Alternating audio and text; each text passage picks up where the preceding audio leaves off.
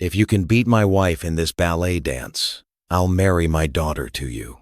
Alexander Thorne, 45, sneered, his voice cutting through the elegant silence of the Grand Palais ballroom. He pointed his champagne flute at a black man who had just stumbled, dropping a tray of hors d'oeuvres on the pristine white marble floor.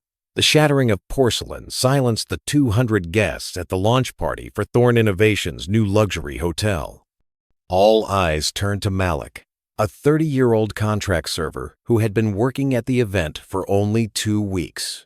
"Dad, you're being ridiculous," whispered Isabella Thorne, 25, mortified by her father's cruel joke.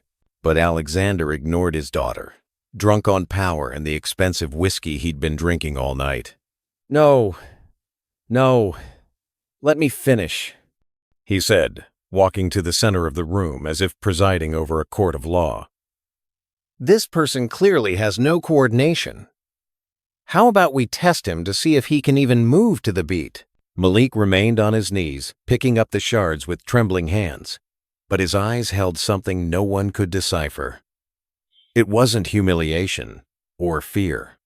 It was a profound calm, as if he were evaluating every word, every cruel laugh, every look of contempt he received. "Mr. Thorne, perhaps it would be better." The event manager intervened discreetly. "Better nothing," Alexander cut him off, gesturing dramatically. "Play a waltz. If he can dance better than my wife, I'll marry my daughter to him on the spot." Just imagine the heir to the Thorne fortune marrying the server. Collective laughter echoed through the hall. Some women covered their mouths, feigning shock while clearly enjoying the spectacle. The men shook their heads, as if witnessing a perfectly acceptable comedy of bad taste. Malik finally stood up, wiped his hands on his trousers, and looked directly at Alexander Thorne. For a moment that seemed like an eternity, he remained silent, as if making a decision that would change not only that night, but the entire power dynamic of that room. "I accept," he said in a clear voice that cut through the air like a sharp blade. The hall fell completely silent.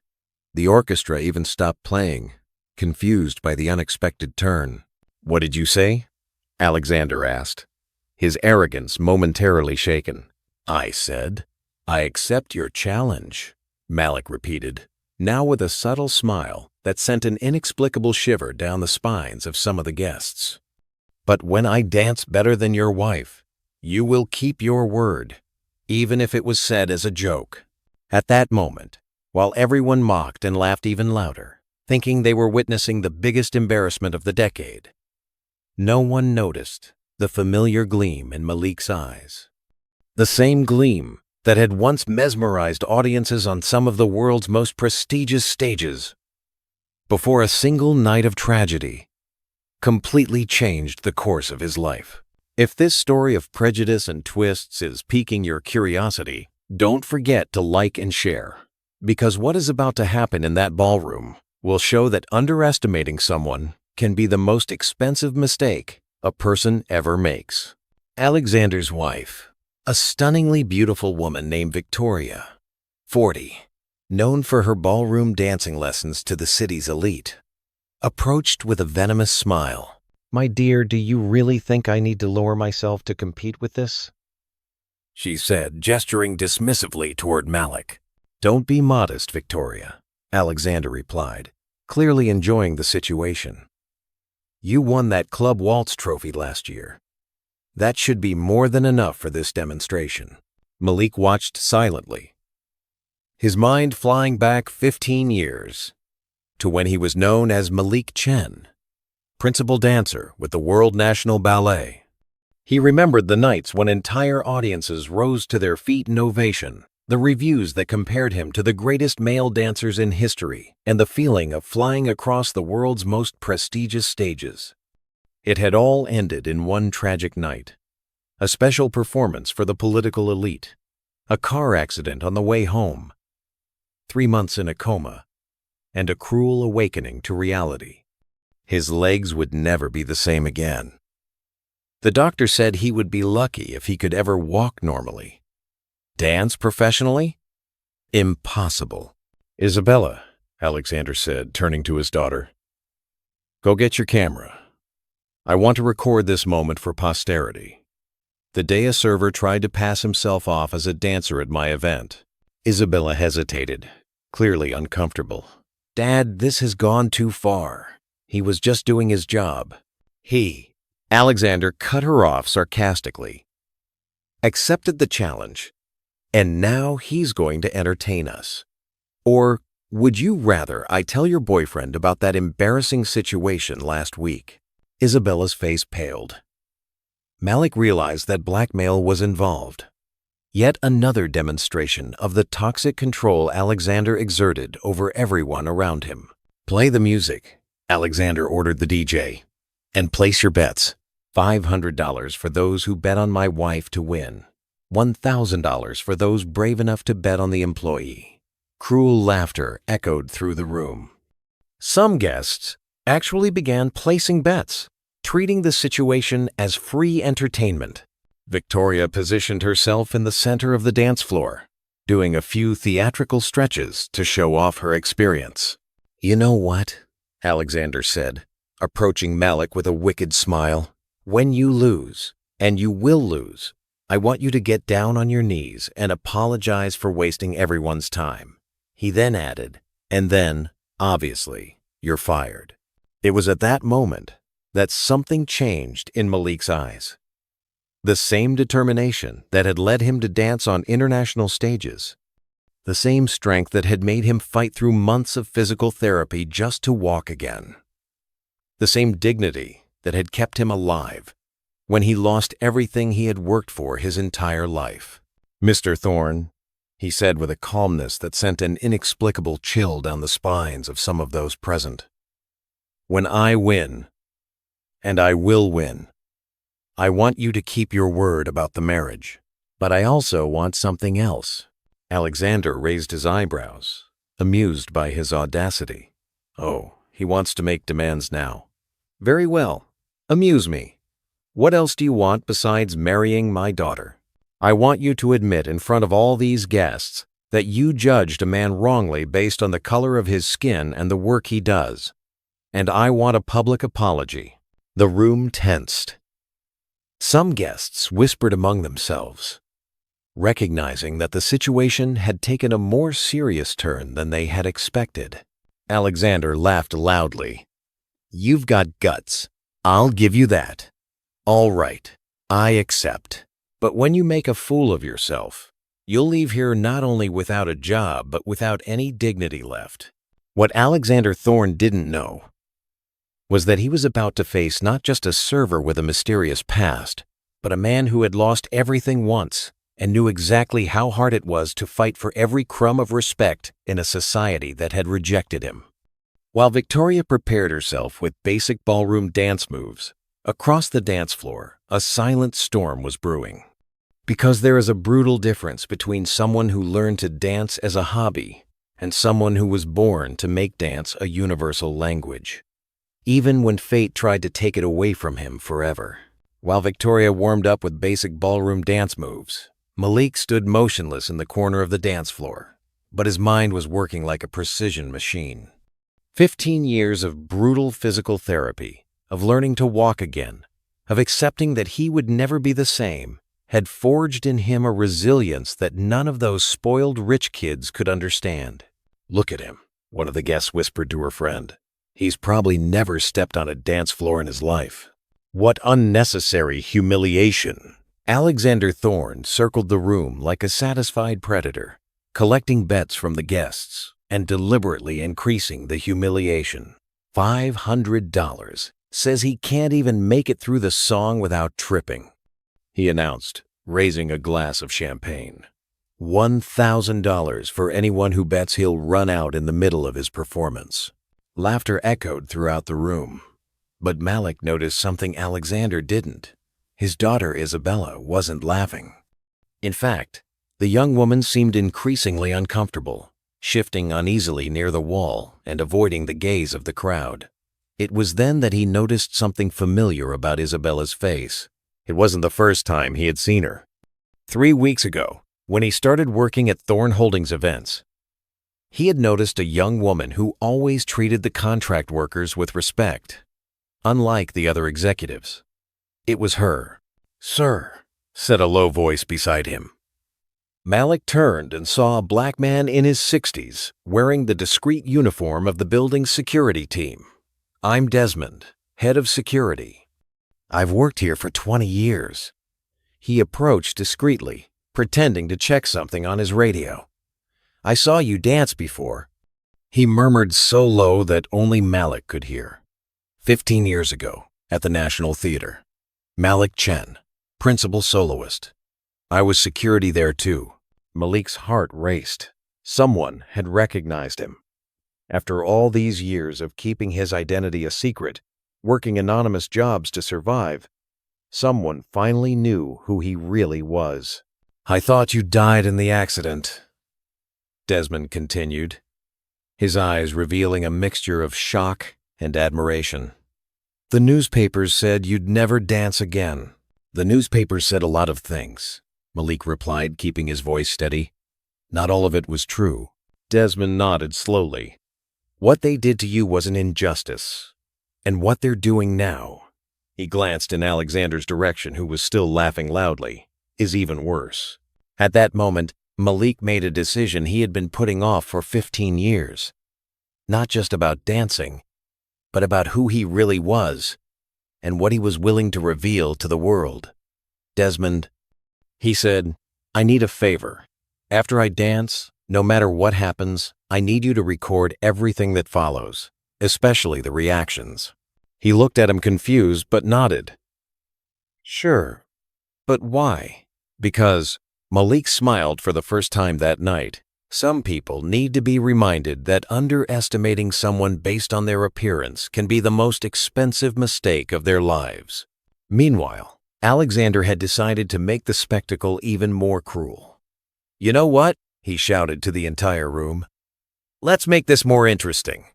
If he can finish the song without falling or stopping, I'll give him $1,000. But when he fails, and he will fail, I want him to clean this entire room on his knees in front of all of us." The crowd reacted with a mixture of laughter and some uncomfortable murmurs. Some guests began to realize that the situation had crossed the line, but no one had the courage to confront Alexander Thorne. "Dad," Isabella tried once more. "This has gone too far." "Shut up, Isabella," Alexander snapped. "You're too soft. That's exactly why you need to learn how the real world works. There's a natural hierarchy, and people like him," he pointed at Malik, "need to know their place." It was at that moment that Malik began to move, not to position himself on the dance floor, but to stretch. The movements were subtle, almost imperceptible to most, but Desmond recognized them immediately. They were the preparatory exercises he did before every performance at the National Theater. "My God," Desmond muttered to himself, "he's really going to do this." Victoria, realizing that attention was beginning to turn to Malik, decided to begin her presentation. "Start the music," she ordered. "Let's get this charade over with." The DJ, clearly uncomfortable with the whole situation, put on a classical waltz. Victoria began to dance alone, executing competent but predictable ballroom dance moves. She had learned to dance at elite clubs with expensive private teachers, but her technique was clearly amateurish by professional standards. Still, she received polite applause. After all, to that audience, she represented everything they considered appropriate. Rich, white, educated in the best social circles. "Well done, my dear," said Alexander, applauding exaggeratedly. "Now it's time for our guest artist." Malik slowly walked to the center of the dance floor. Each step was measured, controlled, laden with a dignity that began to make some of those present uncomfortable. This was not how a defeated person was supposed to behave. "What song would you like?" asked the DJ, more out of politeness than genuine consideration. "The same one," Malik replied simply. "But from the beginning," Alexander laughed. "Oh, he wants a second chance. How lovely. All right, play this song." Let's see how long he lasts before he gives up. What none of them knew was that Malik had strategically chosen that song. It was a waltz he had danced hundreds of times during his career, one of the pieces he knew by heart, which flowed through his muscle memory like second nature. More importantly, it was one of the last performances he had given before the accident, a night he had received a 5-minute standing ovation at the National Theater, in a performance that critics had described as transcendent. As he waited for the music to begin, Malik closed his eyes and allowed his memories to take him back to that night 15 years ago. He remembered the feeling of flying across the stage, the deep connection with each musical note, the absolute certainty that he had been born to do this. The doctors had said he would never dance again. The media had speculated that his career was definitely over. He himself had believed it for years until, slowly, he began to rebuild not only his muscles but his relationship with dance. He had never returned to the stage, but he had never stopped dancing in secret, alone, during the most difficult moments of his new life. The music began, and with it, something extraordinary was about to happen. Under the weight of all those condescending glances, his hands positioned themselves with a precision that made some of the musicians frown, instinctively recognizing that they were about to witness something far beyond a simple amateur dance. But what none of them could have imagined was that those first few bars would mark not only the rebirth of a lost legend, but the moment when the entire power structure of that environment would be permanently shaken. The first bars of the waltz echoed, and Malik began to move. Instead, he rose with a grace that made the air in the room change instantly, as if gravity had lost some of its power over him. His first movements were subtle, almost shy, allowing the audience to keep their expectations low. But as the music gained momentum, something extraordinary began to happen. Each step became more fluid, each turn more precise, each movement charged with a deep emotion that began to mesmerize everyone present. Alexander Thorne stopped laughing. Victoria stopped smiling.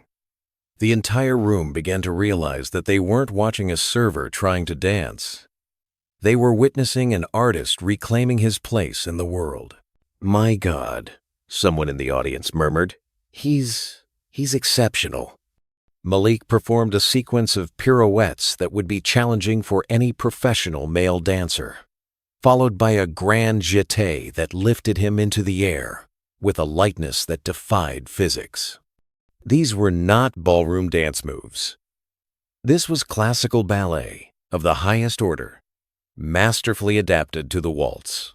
Desmond, keeping his promise, had discreetly positioned his cell phone to record not only the performance, but the audience's reactions, especially the reactions of Alexander Thorne, whose face had gone from scorn to confusion, then to something close to terror.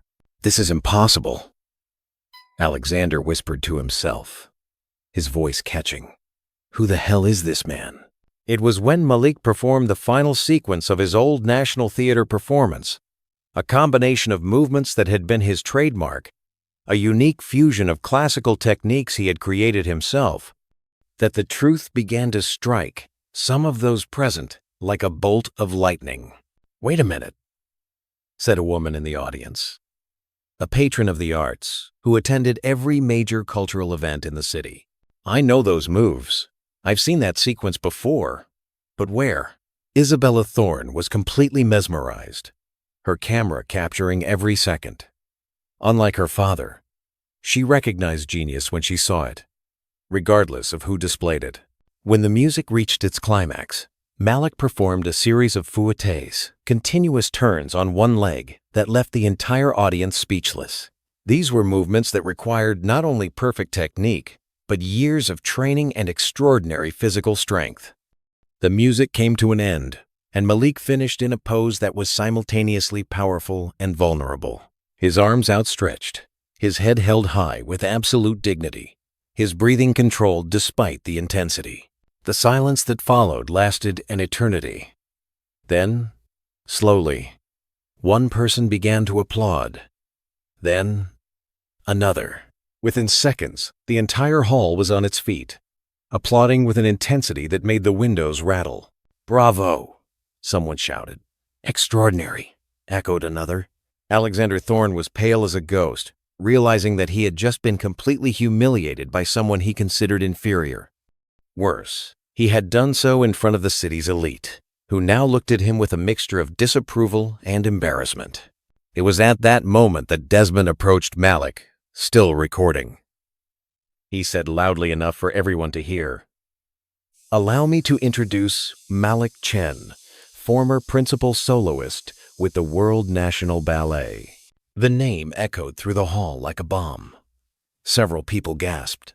Malik Chen was a legend, a dancer who had mysteriously disappeared at the height of his career after a tragic accident. "Impossible," Victoria Thorne stammered. "Malik Chen is dead. Or at least he never danced again after the accident." "Clearly," said Malik, finally breaking his silence, "the rumors of my death have been greatly exaggerated." The crowd laughed, but Alexander wasn't finding it funny at all. The reality of what had happened began to hit him like a freight train. He had publicly humiliated one of the greatest male dancers in history. And worse, he had done so on tape. "Mr. Thorne," Desmond said, still holding the cell phone. "You said that if he danced better than your wife, you would marry your daughter to him. I believe this entire audience can attest that the condition has been more than met." Isabella, realizing where the situation was going, approached Malik. "Mr. Chen," she said, "I would like to publicly apologize for my father's behavior. It was inexcusable." "Isabella, shut up!" exploded Alexander, his mask of control finally slipping completely. "You will not apologize to anyone, especially not to him." It was at that moment that Malik revealed the true extent of his plan. "Mr. Thorne," he said calmly, "I believe we have a marriage proposal to discuss. After all, a man of your standing surely keeps his word, doesn't he?" The audience fell silent, realizing they were witnessing something much greater than a simple display of talent. "You must be crazy if you think I'm going to honor a drunken joke," Alexander growled, his arrogance returning in the form of desperation. "Ah, but it wasn't a joke," Malik said, smiling. "Desmond, could you play back the recording of Mr. Thorne's statements from tonight?"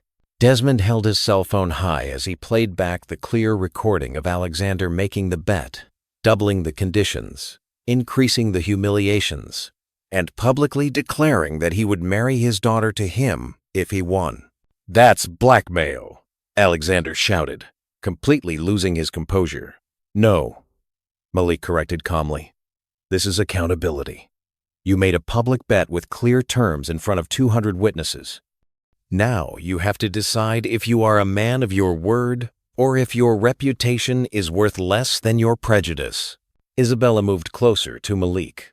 "Mr. Chen," she said, "if you will allow me, I would like to honor my father's word, not because I am forced to, but because any woman would be honored to marry a man of your talent and dignity." The audience murmured, surprised by the unexpected romantic turn. Alexander was now visibly shaking with rage. "Isabella, if you do this, you're out of the company, out of the family, out of everything." "Then so be it," Isabella replied, extending her hand to Malik. "Some things are more important than money, Dad. Like having integrity." Malik looked at the outstretched hand, then at the audience, then at Alexander, who was clearly having a nervous breakdown in public. "Mr. Thorne," he said, 15 years ago, people like you decided I had no value after I became imperfect. Today, you tried to humiliate me based on the color of my skin and the work I do to survive. But you know what I've discovered? True nobility doesn't come from inheritance or bank accounts. It comes from how we treat other human beings when we think no one is watching. He turned to Isabella. "Your daughter seems to have learned that lesson despite your best efforts. As for the proposal," he smiled, "I'll accept dinner with her. But marriage, well, that's something two people decide together based on love and respect, not humiliating bets." The audience erupted in applause again. But this time, it wasn't just for the dance. It was approval for the dignity and wisdom Malik had shown. Alexander Thorne, realizing that he had lost not only the bet, but the respect of everyone present, including his own daughter, muttered something about leaving it to the lawyers and left the hall, followed by Victoria, who was clearly mortified. Desmond stopped recording and approached Malik. "This is going to be very interesting when it hits social media," he said with a smile. And as the city's elite continued to process what they had just witnessed, a lesson in prejudice, humility, and the difference between social class and true class, one question remained in the air. How would Alexander Thorne, a man who built his empire on his reputation, deal with the fact that his arrogance and prejudice had been exposed in the most public and humiliating way possible, and that this exposure was about to spread far beyond that ballroom? Desmond's recording spread like wildfire. In less than 24 hours, "Millionaire humiliates legendary dancer" became a worldwide trending topic, racking up millions of views and indignant comments. Alexander Thorne woke up the next day to discover that his company had lost multi-million-dollar contracts overnight. His partners were demanding an emergency meeting, and his wife Victoria had locked herself in their bedroom, refusing to appear in public. "Dad," Isabella said, when she found her father in his office, surrounded by newspapers with devastating headlines. "The board has voted. You have 1 hour to resign, or you will be removed by force." Alexander looked at his daughter, seeing for the first time not submission, but determination. "You did this," he murmured. "You betrayed me." "No," Isabella replied calmly. "You betrayed yourself the moment you decided your arrogance was worth more than your humanity." Meanwhile, Malik was being bombarded with offers. 3 international ballet companies wanted him to choreograph special performances. Lincoln Center had called, offering a solo event. Hollywood producers were interested in turning his story into a movie. But the offer that touched him most came from an unexpected group: the students at the community center where he had taught before working for Thorne Holdings. They had pulled their savings, $23 in all, to offer him a scholarship to return to teaching. "I'll take it," Malik said tearfully, "but on one condition. Let's turn this into something bigger." 6 months later, the Malik Chen Center for the Arts opened in the heart of the city, funded by donations that poured in from around the world after his story went viral. Isabella Thorne, now running a completely revamped version of the family business focused on social responsibility, was the first major donor. Alexander Thorne, meanwhile, had lost everything: his company, his reputation, his family. Victoria had filed for divorce and moved to Europe. He was last seen working as a low-level consultant at a small company, a shadow of the arrogant man who once believed that money gave him the right to humiliate other human beings. "You know what impresses me most about this whole story?" Desmond said during the center's opening. "Watching Malik teach a class of diverse, smiling children. It wasn't just a victory over prejudice. It was a lesson in how true nobility responds to cruelty."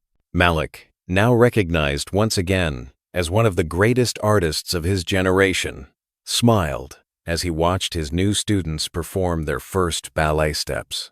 "Sometimes," he said, "we have to lose everything to discover who we really are. And sometimes people have to lose everything to learn who they should never have tried to be." Isabella approached, carrying flowers from the garden she had planted around the center herself. "Ready for dinner?" she asked, offering her arm to Malik. "Ready," he replied, accepting not only her arm but the new life he had built on the ashes of his old one. Malik's true revenge wasn't destroying Alexander Thorne. It was building something so beautiful and inspiring that his cruelty seemed insignificant in comparison. He proved that when we face prejudice with dignity and respond to hatred with excellence, we don't just win. We transform the world around us. What about you? Have you ever faced someone who tried to diminish your dreams based on prejudice? Tell us your story in the comments and subscribe for more stories that prove the best response to those who underestimate us is simply to be extraordinary.